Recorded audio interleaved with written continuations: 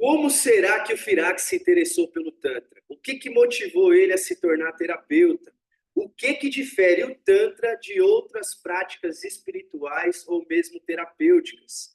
Quais são os maiores mitos e equívocos sobre o Tantra que você, Firak, gostaria de nos esclarecer?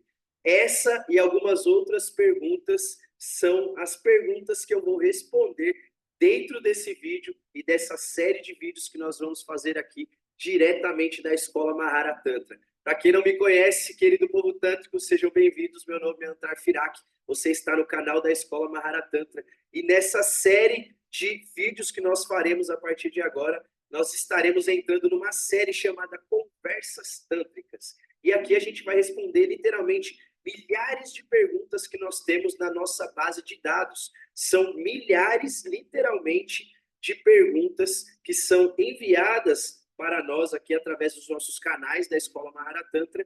E nós estamos, então, trazendo essa série de vídeos especiais aqui no YouTube para responder essas perguntas. Beleza? Bom, começando do início, então, tem algumas perguntinhas preparadas. A primeira delas é: como que eu me interessei pelo Tantra?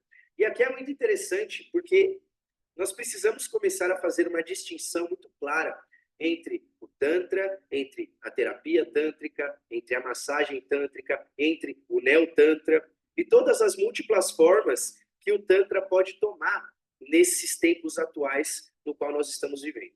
Tudo bem? Então, quando a gente fala de Tantra, e todas as vezes eu vou pegar bem, eu vou ir bem por esse caminho, toda vez que nós falamos de Tantra, nós estamos nos referindo à tradição clássica, aquele sistema que busca a iluminação do espírito humano na matéria, ok? E, consequentemente, a matéria também.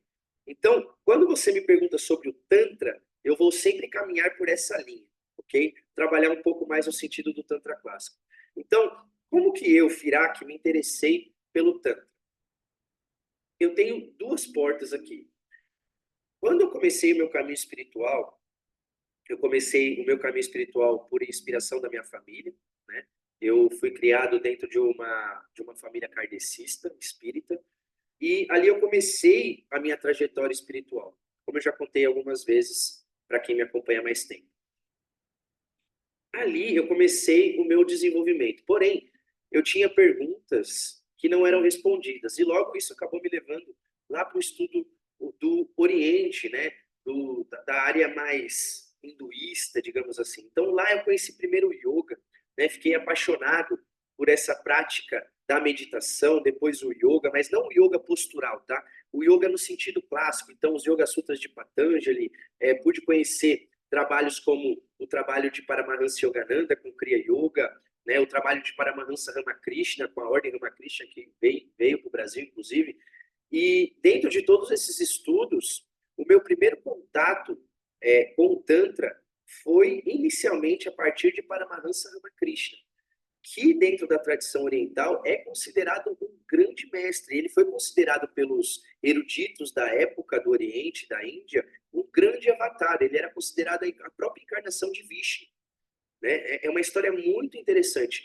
E Paramahansa Ramakrishna, ele foi um praticante de todas as religiões. Então, dentro da prática dele, ele praticou o islamismo e levou, né, a termo o objetivo da religião. Ele se iluminou pela via islâmica, ele se iluminou pela via judaica, ele se iluminou pela via budista, pela via cristã, entende? Então, a história de vida de Paramahansa Ramakrishna é uma história muito interessante, porque ele era um ser muito fora da curva, um grande mestre, literalmente uma encarnação do divino aqui para nos demonstrar o amor do divino por nós. Porque foi um grande espírito que nos conduziu. Então, ele realizou em si os diversos caminhos, incluindo o caminho do Tantra. Então, ali dentro do Evangelho de Sri Ramakrishna, que foi escrito por um grande discípulo que conviveu com Paramahansa Ramakrishna, nesse evangelho, nesse livro maravilhoso, nesse diário, na verdade, é narrado toda a estrutura de prática, né? Claro, exotericamente, os detalhes esotéricos não foram dados, mas no aspecto exotérico, tudo que poderia ser revelado em relação a essas práticas ancestrais do Tantra e o seu real objetivo no sentido de iluminação espiritual, eles foram catalogados. Eles foram deixados deixados como um legado para nós, né? Dentro dessa obra chamada Evangelho de Sri Ramakrishna. E ali eu tomei contato pela primeira vez com o Tantra nesse sentido clássico, né? Já gostava, já tinha a influência um pouquinho ali das questões do Tantra tibetano, porque foi uma das linhas que eu mais me aproximei, foi do Vajrayana, né, desse caminho do Tantra tibetano, e ali já existia uma acepção tântrica muito forte. Tanto que se você for ver minhas tatuagens, ó, essa daqui, né, é um Om Mani Padme Hum, eu também tenho o Omkar, que é o símbolo do Om, aqui no meu peito. Então, são símbolos da tradição tântrica, que são símbolos essencialmente, desculpa, que são símbolos da tradição tibetana, mas que são essencialmente tântricos, porque o Vajrayana Tantra, ele é a linha do budismo tibetano. Tem uma profunda acepção tântrica, entende? Então isso é muito interessante, esse foi o meu primeiro contato. Já no segundo momento, de uma forma mais prática, eu fui conectado com a comunidade Figueira, do trabalho do José Trigueirinho Neto, foi meu grande mestre, meu grande professor por muitos anos, passei mais de uma década conectado à comunidade Figueira, e lá dentro, um dos grandes estudos, uma das grandes linhas de estudos que nós seguíamos, era o trabalho do mestre Shri Aurobindo e de Mihal Fassa, que foram os criadores do Yoga Integral, né? E o Yoga Integral de Shri Aurobindo e Mihal Fassa era naturalmente, era essencialmente tântrico. Eles tinham um ensino muito bonito que falava assim, ó, toda a vida é yoga, né? E o yoga, nesse sentido, realmente se conectava com o Tantra, porque muitas vezes, da forma que a galera ensina, o Tantra, ele vai ser essencialmente dualista, né? Ele quer buscar uma união com Deus, mas não existe isso no Tantra. No Tantra não existe buscar uma união com Deus, porque você já está unido a Deus. Você não existe essa possibilidade de, em qualquer momento que seja, por mais pecador que você ache, porque isso é um conceito dualista cristão, por mais pecador que você se ache, não existe a possibilidade, a ínfima possibilidade de você se separar do todo, de você se separar da divindade, daquilo que você é de fato. Então, o Tantra, ele trabalha com essa visão total das coisas, né? E ali, dentro desse trabalho do Shri Aurobindo, por ele realmente ter produzido um trabalho com yoga, chamado de yoga integral, que tem uma profunda acepção tântrica, eu tive esse primeiro contato com o Tantra a partir desse viés mais espiritual, né? E eu lembro que muitas vezes, quando eu via isso em 2014, 2015, 2016, eu via a galera falando sobre terapia tântrica, sobre massagem tântrica, eu ficava literalmente maluco com isso, porque eu discordava, eu falava, galera, isso não é tantra, né? Se eu tivesse num túmulo, eu estaria me revirando junto com os grandes mestres, mas, no entanto, a minha consciência, conforme ela foi evoluindo, conforme eu fui crescendo, expandindo, e até mesmo em 2018, né, aí vem a segunda pergunta, né, o que me motivou a ser um terapeuta tântrico, né? O que me motivou realmente foi quando eu percebi, ao me aproximar da terapêutica tântrica, que toda essa estrutura espiritual que eu já tinha, essa conexão, não fazia com que eu tivesse resultados reais na minha vida real, na minha vida material. Porque era muito simples eu viver no meu campo interno e isso quase que tinha virado já uma fuga do mundo real, entende? Como se eu não quisesse lidar com o mundo real. E o yoga ou o cristianismo ou algumas linhas filosóficas, elas fazem isso muito bem, entende? Elas querem nos tirar do mundo real. Elas falam que esse mundo é maiá, que esse mundo é ilusão, que você precisa se afastar dele. Mas essa é uma grande ilusão, porque se o mundo é uma coisa só, se tudo é uma coisa só, como diz o Tantra, maiá também faz parte, a matéria também faz parte. E no próprio yoga de Shri Aurobindo, no yoga integral, ele diz que não é mais momento de Budas que cruzam para outra margem e esquecem essa realidade, mas é o tempo de Bodhisattvas, de Budas da misericórdia, que ao invés de cruzar para outra margem, eles se iluminam aqui. E com isso eles fazem com que esse plano material também se ilumine. Né? E aí quando você olha dentro do próprio Novo Testamento, não é prometido 1000 anos de paz, 1000 anos de glória ao final dos tempos, né? Depois do Apocalipse, não é isso? E essa é a realidade, entende? É a realidade onde nós estamos realmente integrados no todo, onde a matéria se elevou para um outro plano, entende? Que é onde a matéria realmente se purificou. E é exatamente esse o trabalho que nós temos hoje durante essa transição planetária, durante esse período de Apocalipse, esse período que, né, de Apocalipse, como diz o próprio significado da palavra, é um período de revelação, é um período onde nós estamos tendo acesso a toda a luz de sabedoria e conhecimento, entende? Então, quando eu cheguei na terapêutica tântrica e eu percebi que ali ainda existia uma série de construções dentro da matéria que eu precisava fazer, foi a terapêutica que me acolheu e não o Tantra clássico, entendeu? Então, a minha consciência foi expandindo, eu fui me trabalhando, eu fui construindo um corpo, eu fui desbloqueando as minhas questões infantis, entende? As minhas questões emocionais, meus bloqueios energéticos, os meus bloqueios corporais, para que eu pudesse realmente acessar a melhor versão de mim mesmo, entende? E foi na terapêutica que isso aconteceu. Isso realmente pôde ser aterrado, entende? Mas não uma terapêutica que é feita só a partir da prática da massagem. Não, uma terapêutica realmente construída, entende? Então, o que me motivou a ser terapeuta foi que eu compreendi que o Tantra clássico, no seu nível espiritual, é maravilhoso, mas ele precisa desse aterramento da terapêutica. E a terapêutica também, sem a compreensão do Tantra clássico, do Tantra mais espiritual, também fica capenga, fica uma coisa manca. Então, realmente, precisa unir essas coisas, e foi isso que me levou a me tornar um terapeuta tântrico, para que eu pudesse, de fato, construir essas pontes, entende? E no início, para mim, a terapêutica tântrica realmente era uma coisa para que eu pudesse viver o meu propósito, né? Mas hoje eu tenho a escola Mahara, né? Você está aqui dentro desse ambiente, você está vendo esse vídeo, nós estamos aqui no salão principal da escola Mahara, onde nós realizamos as nossas formações e vem pessoas do Brasil inteiro aqui para esse salão. Entende? Então, realmente, a gente vem nessa intenção, e eu venho com essa missão dentro do Tantra e dentro da terapêutica tântrica, de ser a ponte, de construir e realmente mostrar para as pessoas que estão se degladiando, porque a galera do Tantra clássico acha de um jeito, a galera da terapia acha de outro, e aí eles acham que existe um conflito quando não existe. Quando uma coisa integra na outra. E isso é Tantra de verdade, porque o Tantra não exclui, o Tantra não faz acepção das coisas, isso está certo, isso está errado. Não, o Tantra, ele consegue encontrar o caminho da totalidade, porque de fato é o caminho da totalidade, e nada está excluído da totalidade, entende? Então, mais uma pergunta aqui, né? O que é o Tantra e como ele difere de outras práticas espirituais ou terapêuticas? Vamos começar pela prática terapêutica. Eu gosto muito de dizer que a terapêutica tântrica é, na verdade, o único sistema terapêutico verdadeiramente integrativo, verdadeiramente integral, que atende corpo, mente e espírito. Pensa assim, ó, pensa na constelação. A constelação vai trabalhar no campo, né? Geralmente vai trabalhar no aspecto dos traumas, e isso geralmente está na estrutura da psique, ou seja, na psicologia, na mente dessa pessoa, ok? Então ela trabalha nesse aspecto, mas a constelação não trabalha o corpo. Por exemplo, como que a constelação pode trabalhar os bloqueios que aconteceram na minha couraça muscular e que me fazem, que não me permitem amar como eu gostaria de amar? A constelação não trabalha nisso, entende? Então, existe, por exemplo, pega o Theta Healing. O Theta Healing pode até trabalhar no aspecto espiritual, né?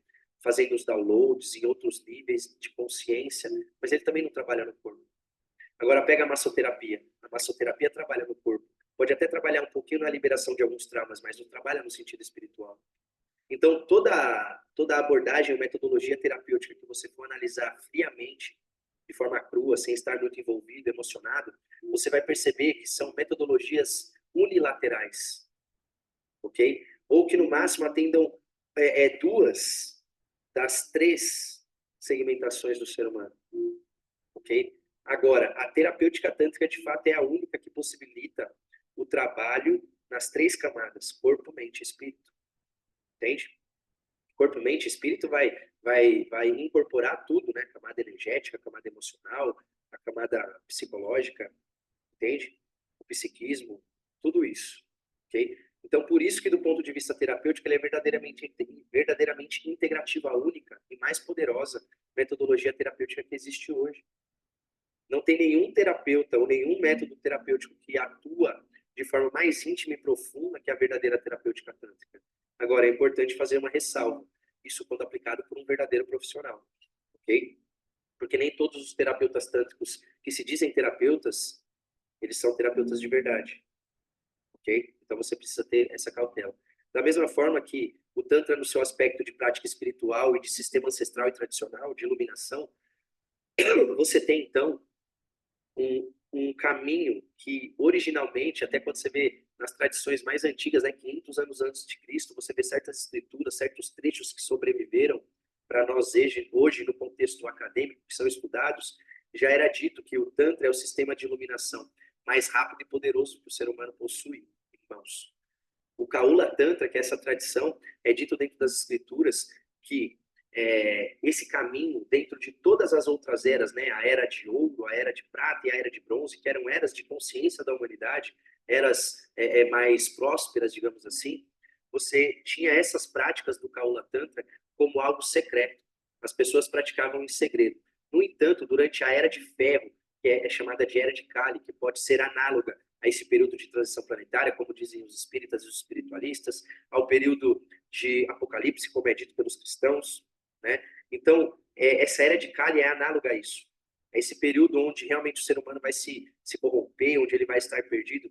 Então, o que é dito durante esse período? Que durante esse período, a tradição Kaula, ou Kaula, como pode ser chamado também, a tradição Kaula, ela precisa estar à vista. Os praticantes do Kaula Tantra, eles precisam falar sobre isso, eles precisam ensinar sobre isso, porque durante a Era de Kali, a Era de Ferro, ou seja, o Apocalipse, a transição planetária, durante esse período, o sistema mais poderoso e o único verdadeiramente que capacitaria o ser humano a ser espiritual nesse momento é o Kaula Tantra.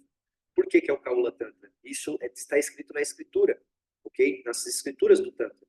Por que seria o Kaula Tantra? Porque ele é a única visão que realmente incorpora a matéria, que sacraliza todos os aspectos da vida, inclusive a sexualidade, onde o ser humano está mais deformado. Olha isso, que coisa linda.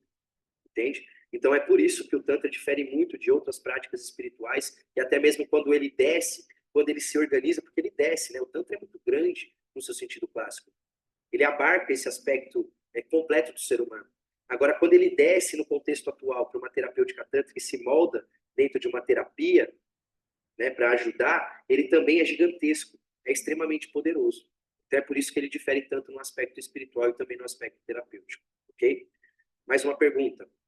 Quais são os maiores mitos e equívocos sobre o Tantra que você gostaria de esclarecer? Tantra não é putaria, certo? Muitas pessoas chegam no Tantra, infelizmente, a partir de um viés sexual. E quer dizer que o Tantra não vai receber? Não. O Tantra que não recebe o viés sexual não é Tantra, porque, mais uma vez, ele deixaria de ser completo. Compreende? Então, o Tantra, ele pode sim conectar com você através da sexualidade, você vir através disso, de ter mais prazer, né, de curar um bloqueio, um trauma, e sim, ele vai te atender nisso. Claro, lembra bem de fazer a diferença. Isso eu estou falando dentro da terapêutica, ok? Porque o Tantra clássico, ele não vai muito se importar com se você está gozando na cama, se você está potencialmente com o seu orgasmo em dia, entende? Se você está feliz na sua vida ou não. Ele quer lidar, o Tantra clássico, ele quer lidar com você no aspecto último da vida, no sentido de iluminação, ok? Agora, o Tantra, no seu aspecto terapêutico, ele sim vai tratar dessas questões humanas, tudo bem? Então, tanto no aspecto espiritual quanto no aspecto terapêutico, um dos maiores mitos e equívocos que as pessoas têm é comprar essa distorção, entende? Por pessoas que ainda estão no caminho de olhar para si mesmas e ressignificar todas as suas questões, ao invés de fazerem isso, entende? Elas estão ensinando, elas estão muitas vezes transbordando de um tantra que ainda está distorcido.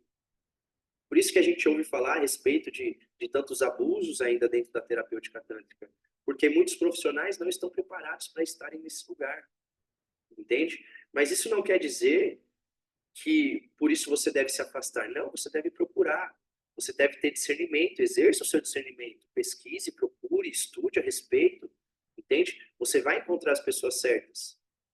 Entende? Então, um dos maiores equívocos é essa distorção que vem a respeito do Tantra e da terapêutica, querendo convencer a maioria das pessoas de que isso é uma putaria, de que isso é orgia, de que isso é bagunça, fazendo com que as maiores pessoas que poderiam ser beneficiadas a partir disso não sejam beneficiadas. Muitas vezes você, que agora está assistindo esse vídeo aqui, muitas vezes se assustou com relatos e pesquisas que você fez dentro do Google e da internet que relatavam coisas que não faziam sentido. Entende? Quer dizer que a terapia tântrica então é putaria, que o tantra é putaria? Não. Não. Assim como, por exemplo, a religião cristã, os evangélicos, os católicos não podem ser condenados todos pelos erros de alguns. Entende? Então, você sempre precisa ser sincero, porque o ser humano, ele erra, ele é falho em vários sentidos, mas quando você vai no cerne e você encontra verdadeiramente as pessoas que estão vivendo aquilo que falam, você realmente tem um portal de acesso para você entender o que de fato é o Tantra e o que é a terapêutica tântrica. Então, dentro de todos esses mitos e equívocos que eu queria realmente trazer a sua atenção e você para a consciência é esse, entende? Não se iluda, porque o Tantra não se limita só à sexualidade. O Tantra vai muito além disso. Bem? Mais uma pergunta. Quais são as principais práticas de Tantra que você ensina e utiliza em suas sessões? Bom, no contexto da terapêutica, a gente vai fazer um trabalho de despertar do potencial orgástico. Com o despertar do potencial orgástico, a gente constrói, então, um caminho para que o orgasmo se torne uma ponte para os estados de consciência mais elevados. Dentro da tradição do yoga, por exemplo, citando os sutras de Patanjali, nós temos o que é chamado de Samyama. O Samyama corresponde aos 3 últimos pilares das 8 portas que Patanjali ensina como sendo o caminho de iluminação do ser humano através do yoga. Então ele vai ensinar que existem 8 passos, tá bem? Dentro desses 8 passos, os últimos 3 são chamados de Samyama, ok? O que são Samyama? Então você tem a primeira parte, que é Dharana, que é concentração, Dhyana, que é meditação, e Samadhi, que é o êxtase, tá bem? Essas 3 últimas etapas são as etapas mais importantes dentro do processo de um yogi. E para o tantrico também, ok? Porque ele vai buscar usar as experiências da vida, ok? Comum, ao contrário de um yogi, que fica meditando só lá no interno, o tântrico ele vai usar as experiências comuns do dia a dia. Por exemplo, um belo prato de comida, um belo amante, entende? Fazer amor com aquela pessoa. Ela usa aquele ponto para gerar samyama. Lembra que samyama é o quê? Dharana, dhyana e samadhi. O que significa isso, Firak?